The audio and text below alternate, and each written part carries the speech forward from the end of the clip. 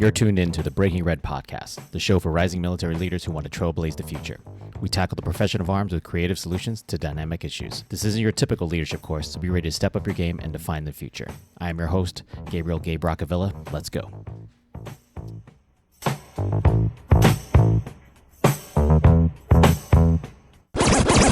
Welcome, everybody, back to the Breaking Red podcast. I am hella excited. I'm your host, Gabe Rock, but I am not alone on this episode.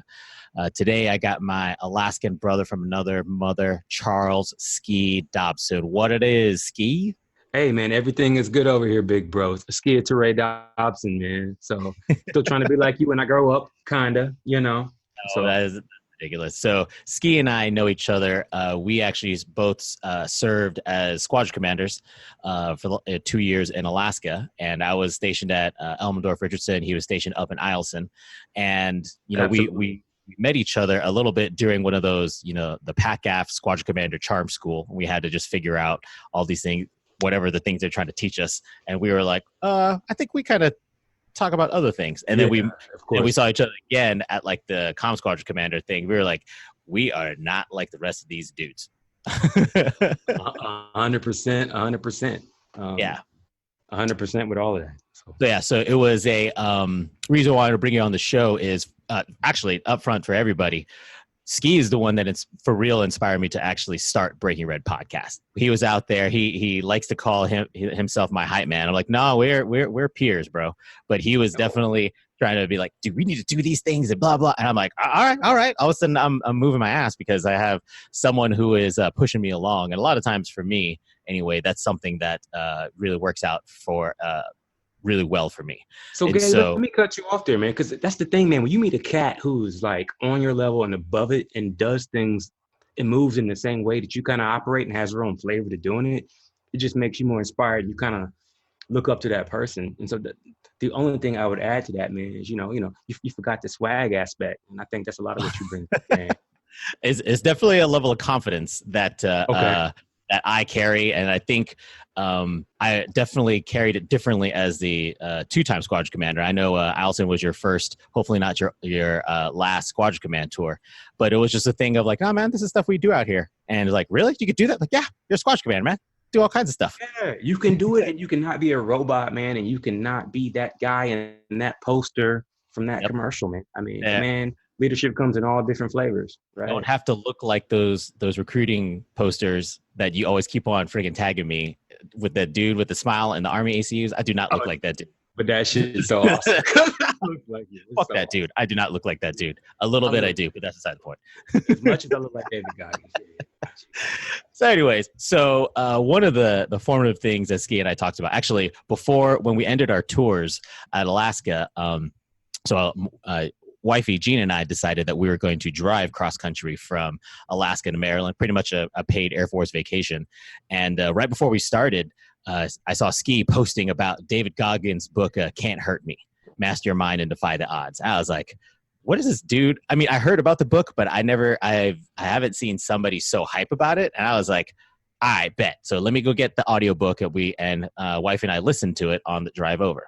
And so if you're not familiar with the story, David Goggins, former Navy SEAL, former TACP, former everything, his overall story, which is comprised of many fucked up stories and amazing stories, shows that anyone can learn to push past pain, demolish fear, and reach their full potential. So when you read a byline like that, I'm like, I bet I can totally listen to this kind of things. And so I know that his story has inspired both you and I. So I really want to bring you on the show and ask you, like, what about his story had you responding so strongly? Dude, to me, it was just his ultimate disregard for the status quo. His give a fuck factor, to be honest. I mean, you don't like me? Cool, I'm still going to do this anyway. And no matter what you throw in my face, I'm still going to go be me. And I'm not just going to be the best me or the best SEAL or the best TACP or the best pararescueman. I'm going to take it a step beyond. And honestly, his just complete regard for his own physical safety when pushing himself through physical confidence courses. I mean, this dude's just a freaking animal. I mean, people talk about the honey badger. Like, David Goggins is the fucking honey badger, man. And to be honest with you, man, he's a brother, man, and I could relate to him. You know, seeing a black Navy SEAL at his time, there was only 36 ever who had passed the entire pipeline. As a lieutenant, I went through Air Force Special Ops, which was nothing like that, and I was not an operator. But to see, you know, someone I could relate to, this guy's crazy. Yes. So the dude is fucking crazy. All of his stories, as far as where he overcame like his shitty childhood in Indiana, and then like just kind of had this vision of what he wanted to do, and then just kept on hitting all these roadblocks. And he was like, "Nah, fuck that. I'm gonna keep on going." And he would take a couple steps back, but keep on moving forward. And those things, there was times where we're listening to the audiobook. We're like, "Fuck, that is okay." A lot of people are just like, "Nah, I'm done. I am done." Bro, let me tell you this. Can I interject for a second, bro? Because that dude, I'm not from the hood, and he wasn't either. But my childhood was not like that. I had an amazing father. I'm from the suburbs. I went to college, all that. But I still had struggles. It points in my life kind of beat me down. I was like, this is like the worst day of my life. Oh, my God.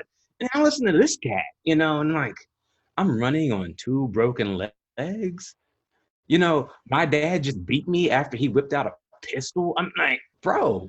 It makes you really start questioning all of our first world problems. Like, man, shut up. First world. Yeah, exactly. Almost to the point where like, I'm glad that I was kind of by myself, or at least with my wife and my dog in the car. Like if I was at work and other people started walking and complaining to me, I'd be like, get the fuck out of here. Like, fuck out of here. Yeah, it's like shit. I don't hear none of your shit. And so, and the audiobook, definitely, if you're going to read the book, that's probably cool, but the audiobook is fire because you get the extra commentary from him and the author that fills in some of the background stories, that you just hear. You can hear the passion coming from David, and it's an amazing. It just you got to do it. You got to do it. Like, definitely get the audio version. Yes, there's no. I'm not sponsored by Audible or anything like that. Just go get it because it's worth it. It's banging, man. Yeah. So what? So obviously, you know, you hear these amazing stories, and you see kind of like a mirrored reflection of someone who just overcame the odds. And so, what, like during, even actually, I'll ask you specifically during your Squadron Command tour. Okay, go ahead. Did you hit some challenges where you felt uncomfortable being yourself? And then, but in the end, you chose to just remain yourself and take actions that you felt comfortable with. Yes, and yes. And so that's a 3-part question. I'm gonna give you a 3-part answer, Gabe. It's a great question. I'm glad you asked it. So, yeah, from day one, my daddy always raised me to do the right thing, be who you're gonna be, and don't compromise. But you know, everything you do, every decision you make is built off your character and your integrity.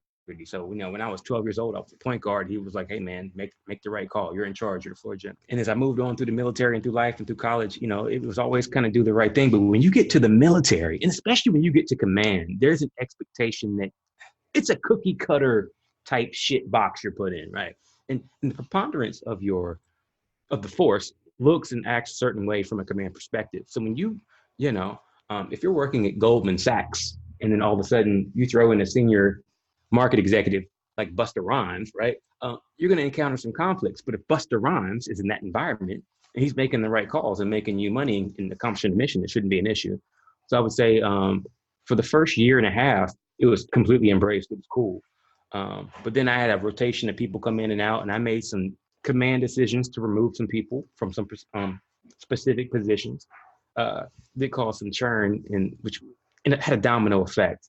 And at the end of the day, I kept getting asked over and over and questioned over and over, why'd you do this? How'd you do this? What was your methodology? And to be honest, I told the truth. You know, I gave the same answers. I stuck to my guns. And I did what my daddy taught me to do, which is be a good dude, go out, lead, make your decisions, stick with it. At the end of the day, it just worked out great in my favor. But understand that you will be challenged simply because you might say tomato. I might say tomato.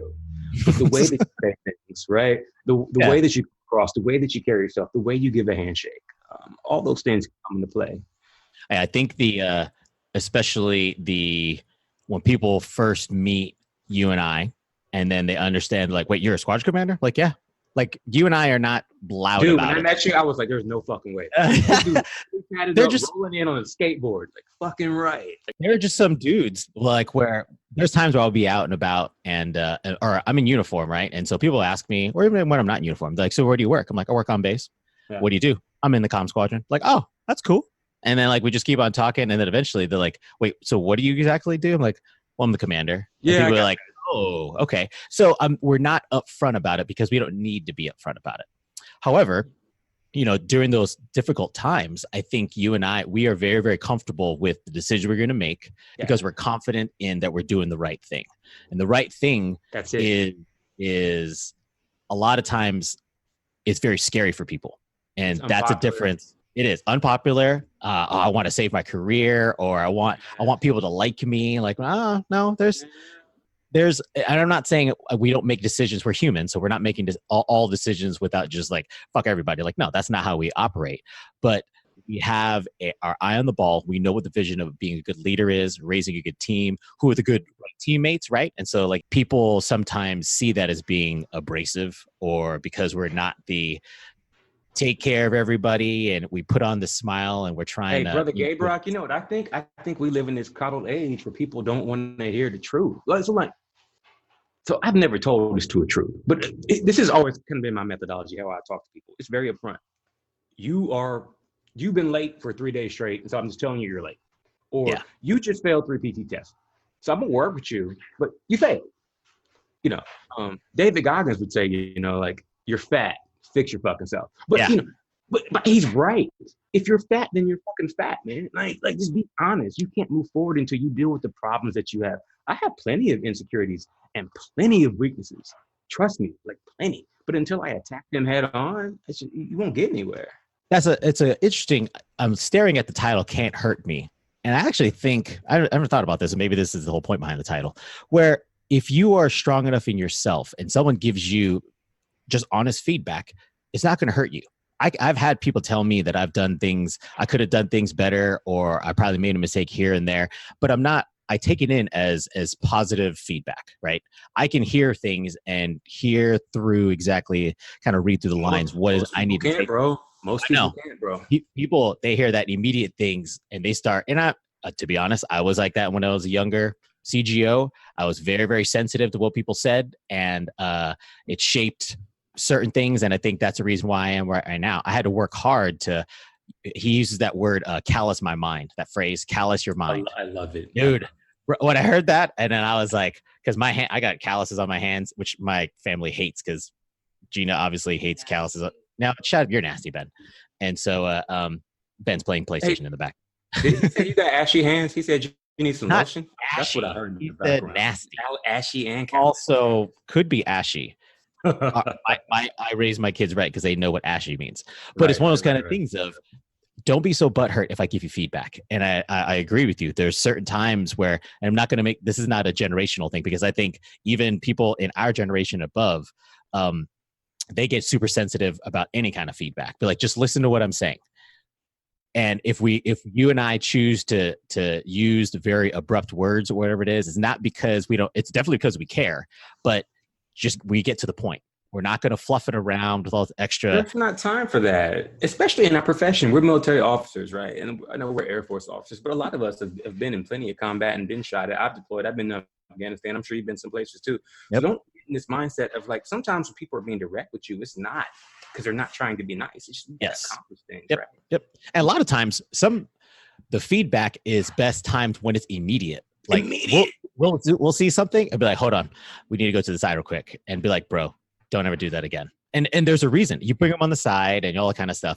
And some people are like, well, like, no, I'm telling you, it would be a worse story if I didn't tell you this. If I just let you drown. If I saw you making mistakes, if I saw you doing stupid shit out there and I didn't tell you either as your squadron commander or just a fellow airman, that's a dick move. Like, Bro, I learned that as an aide de camp. I crave that. I want to know immediately when I'm fucked up. Like, I'm a coach's son. So my dad be like, nah, you suck right now. Go fix it. Go shoot 10 more free throws. So when I was at aide de camp, I didn't want to hear, 3 trips later, I fucked the trip up. I wanted to hear, and my boss was good about that.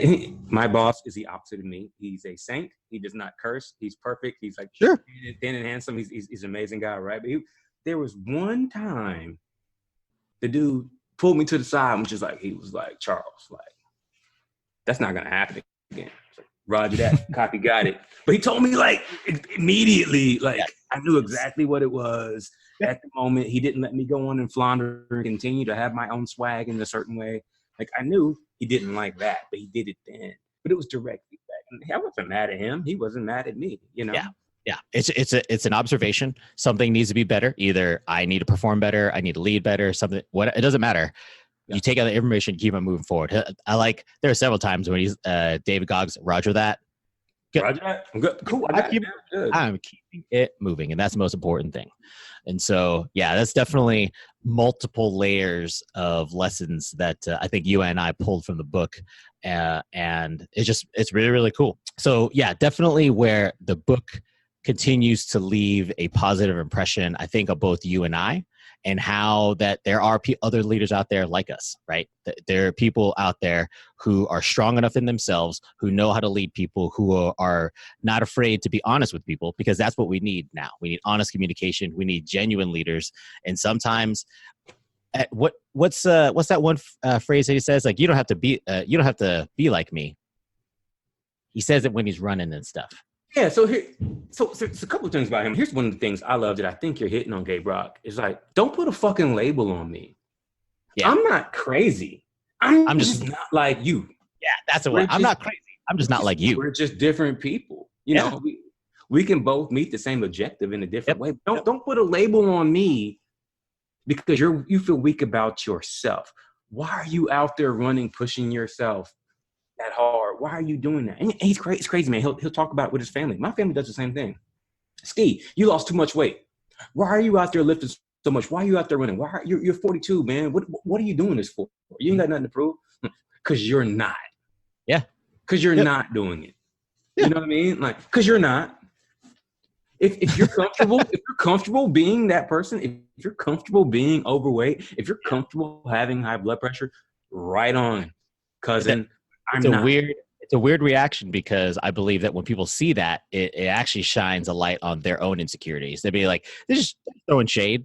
When I bring in my meals and stuff, and if I choose to eat lunch with someone, be like, really, you gonna bring all your food? I'm like, yeah, dude, homie, that's one of the first. I gotta take it back to Hawaii. That's one of the first things I remembered about you, man. Like we were in there.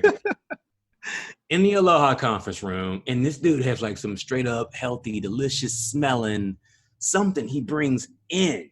From my grandma's house. Your grandma made it. Yeah. Yep. And we're all going to like the Marino or Pizza Hut or trash ass like Subway or something. And I was like, dude, what are you doing? He was like, man, I'm so aged. I got to make smart decisions. This guy, man, this fucking guy. Yeah. It's having that confidence. Like, no, I know what I'm doing, and I know the things that I believe in, our core values of what we hold true to ourselves and true to the people we want to surround ourselves with. 100%. And so when we actually put it into action, that's where people are like, oh, damn. Okay, they're really about that. I'm like, yes, this is not a joke. Like, I value my health. I value the raising my teammates around me and being honest with them and pulling them on the side and mentoring them. Sometimes with that tough love. Sometimes that tough love works, and people will respond to different stimulus.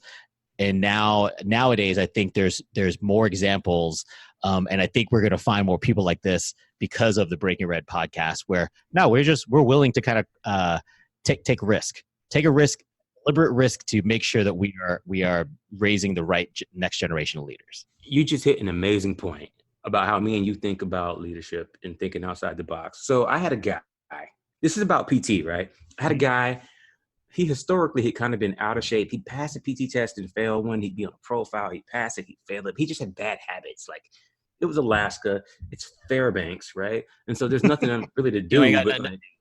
It's cold. So, I mean, he would like go to his room, play video games, and like eat. What? People do. A comm squadron person just plays video games in his dorm? So my shirt's like all mad about this shit. And she's just like, we really need to, he's just got to go. He's got to go. I'm like, well, what have we done to fix this dude? I mean, can we, because he's a beast on the stipper net. Like, he's a beast, right? And he's a good dude. He's a good guy, right? And so, have we even tried to fix this guy? Well, no, but the AFI, blah, blah, blah, says, blah, blah. All right, cool. cool, I heard you. Here's what's gonna happen.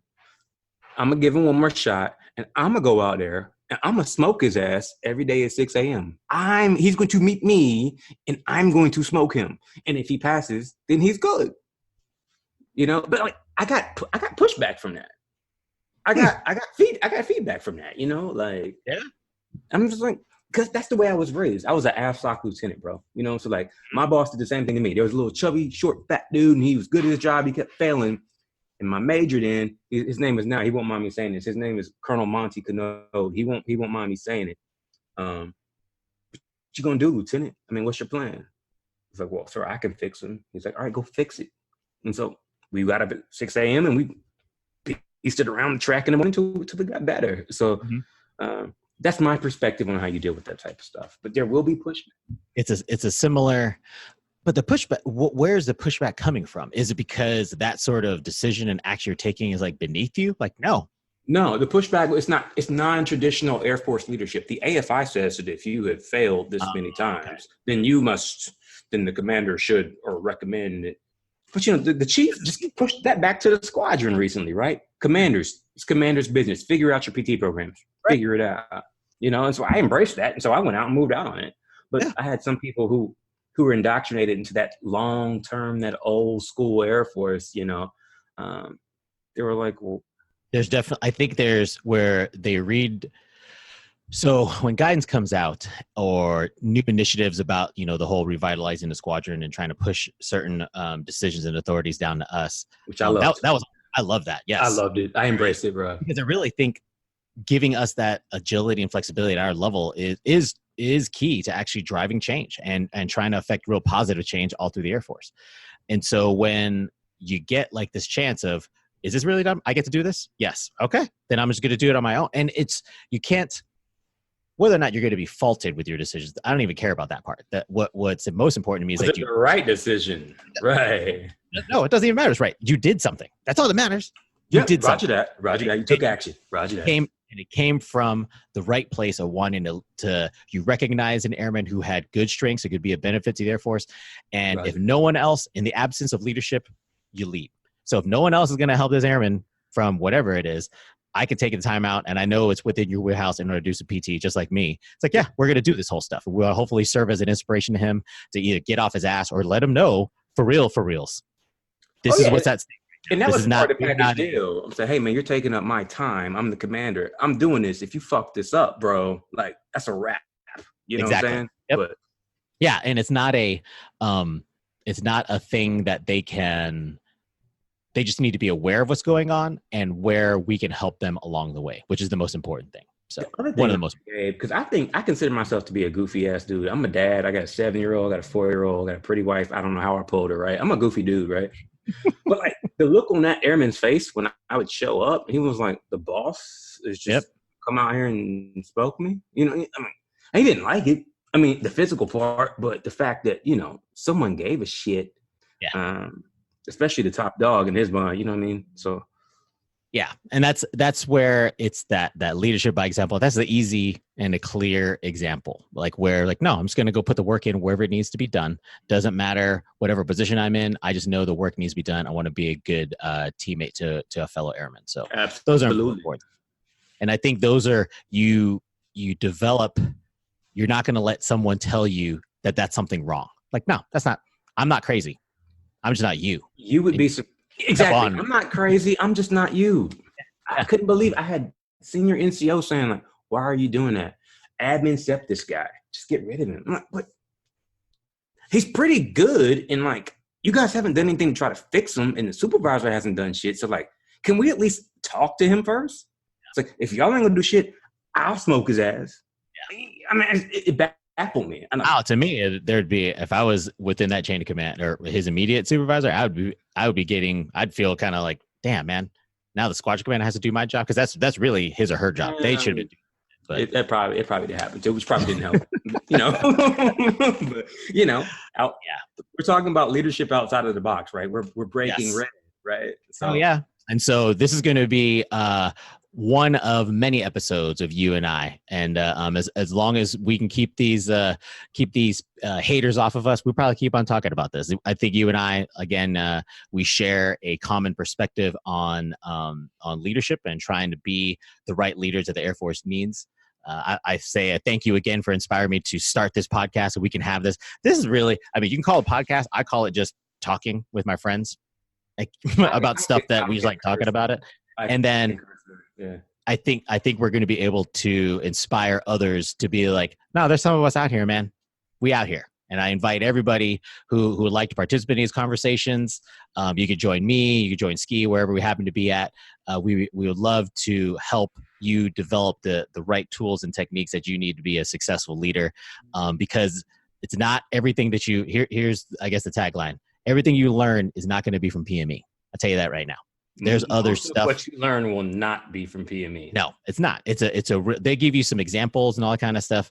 I think the delivery technique that you and I offer and this podcast is going to deliver to our audience is definitely something that needs to be said. And I'm very, very happy that you are the inspiration and part of the journey along the way. So we're going to continue this on with many more episodes. Ski, brother, thanks for joining me on this episode. Hey, sir, brother, I appreciate the invite. And it's something I'm so happy and proud to be a part of it, to reach out and touch that demographic. Yeah, man. Or any demographic that needs that kind of boost, because I've lived through it, you've lived through it, we can pass on OG knowledge, as we call it. OG Gabe Brock, OG Ski, be like, oh, if people start calling us that, be like, oh, okay, if it's official, I'll put it in my signal block. So, yeah, all right, man. OG, yeah. that would be a acronym that I would actually give a shit about in your signature block. CSSP, Sec plus black, OG. Oh, all right. Well, damn. All right, brother. We'll talk to you soon. Good copy, sir. Hey. This is Gabe Brock, and thanks for tuning into the Breaking Red podcast. Be sure to subscribe, rate, and review so we can improve our work and deliver the best content possible. You can find our community platforms on Facebook and YouTube by searching for Breaking Red Podcast. Keep up with weekly content at our website, projectrise.co, and you can find me on Instagram at GabeRock01. Like, follow, and share Breaking Red Podcast content everywhere possible, both the good and the bad. Join our conversations with other rising military leaders that aren't afraid to break red and learn how to rise to your potential.